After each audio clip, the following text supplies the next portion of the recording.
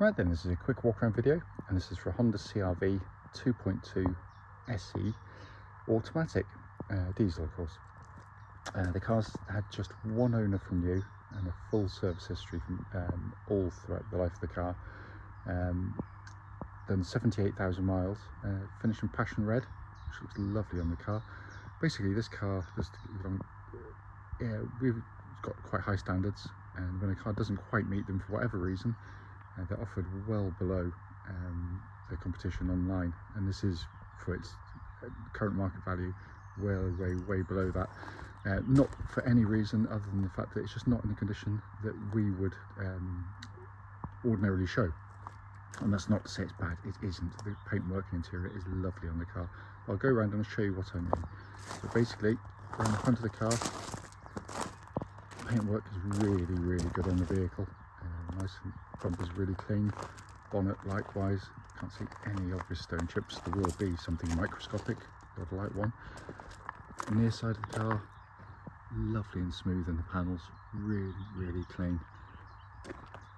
So the main reason actually is the alloy wheels need refurbishing. There's a bit pickling, you can see paint lift on the spokes there. Coming down the side of the car, generally very good indeed. A little touching on the bottom of the door there. And the other reason, which is going to be very hard to show on the video, the glass on this side has got really faint light marks, little scratch marks, which you can hardly see. In most lights you just can't see them at all from the outside or inside, but occasionally you can if the sun's directly on them.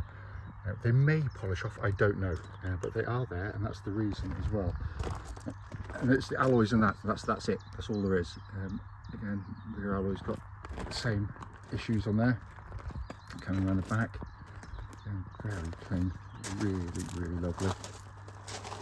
Back, tailgate in full order. Inside of the car, absolutely beautifully smooth, really is. Obviously rear alloy, again, same issues as before. The remaining panel work is absolutely lovely. The worst alloy, even though they come up the same once they're done, they're relatively easy to do, is this one here, because it's pickled quite badly on there. But externally, apart from those, paintwork on the car is generally lovely.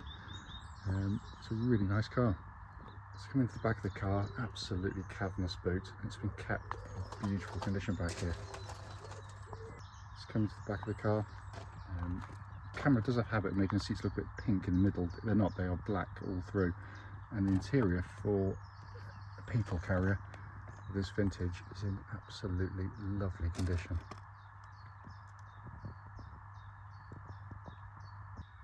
Front of the passenger side again, really nice and clean.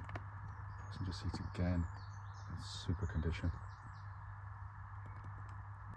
Finally coming on the driver's side, again, really nice. Footwell area, lovely and clean. The driver's seat itself, for a car that's now 11 years old, in absolutely lovely condition there. So inside the car now, engine's running. This section, so the dash is illuminated for you. Again, absolutely superb condition. Everything working as it should. Pop up here for you and show you in a second. There you go, rear parking camera on, and that complements the front and rear parking sensors on the car. But it has been kept, I said inside, it is one of the best CR-Vs you're going to see. It's been kept beautifully. I'll just show you the dash binnacle. Hopefully you can see there, 78,370 miles, no warning lights on at all. Finally, just to show you, owner's manual pack and lock and wheel nut key, all here and present with the car. Right then, this is a quick road test video, and this is for a Honda CR-V. It's a 2.2 SE automatic diesel. The car is registered BU13HVF, and mileage at the start of the road test is 78,363 miles. The reason we do all of our videos, and especially actually this road test section, is to ensure that if anyone's looking at any of the cars we're advertising online, they get to see the very car advertised actually in operation. We've always felt it important because, unfortunately, like lots of people, we've been to see cars which have looked perfectly good in photographs or description, but only to get there and find out there's a fairly obvious fault that shows up when you drive the car, which can be hugely frustrating. We also do it on these very quiet country roads in this beautiful part of Gloucestershire, and this actually forms part of the road test route we take our customers on, and the hope is, of course, it'll be representative of what you'd feel yourself should you go on a test drive in the car. So coming to the car, the car has had just one private owner for new, as you know from the walk around section, and a full history, and it's pretty obvious when you drive the car because it just feels absolutely as tight as a drum. Twist the key, engine starts instantly and settles to a smooth, even idle. There are no warning lights on the dashboard at all relating to the engine or any other part of the car, and temperature gauge is running as a third, which is exactly where it's meant to be on a Honda vehicle. The engines are superb diesel engines. I've always loved this combination of the 2.2 and the auto. Engine's smooth, quiet, plenty of grunt, lots of natural torque to it from really low down. But it's just where it differs from lots of diesels is it's got a really broad spread of usable power. Quite often you get into a turbo diesel and they can initially feel quite quick and go quite well, but they have quite a short small power band where it's just got a few revs and then it just dies away as the turbo sort of dies down. This just pulls but keeps pulling and pulls very smoothly and very quietly. Like all Honda engines of this generation, cam chain, so there's no cam belts to worry about, but a lovely unit. It goes into the automatic gearbox, which actually originated in the Honda Legend, their flagship 300 horsepower car. Reason is that when they first developed the diesel with the auto, they didn't have an automatic that could deal with the torque demands of a diesel. So rather than go and design a completely new one, total engineering overkill, they just used one from the flagship with a couple of modifications, and it's a lovely match. Like the engine's incredibly tough and reliable over huge mileages.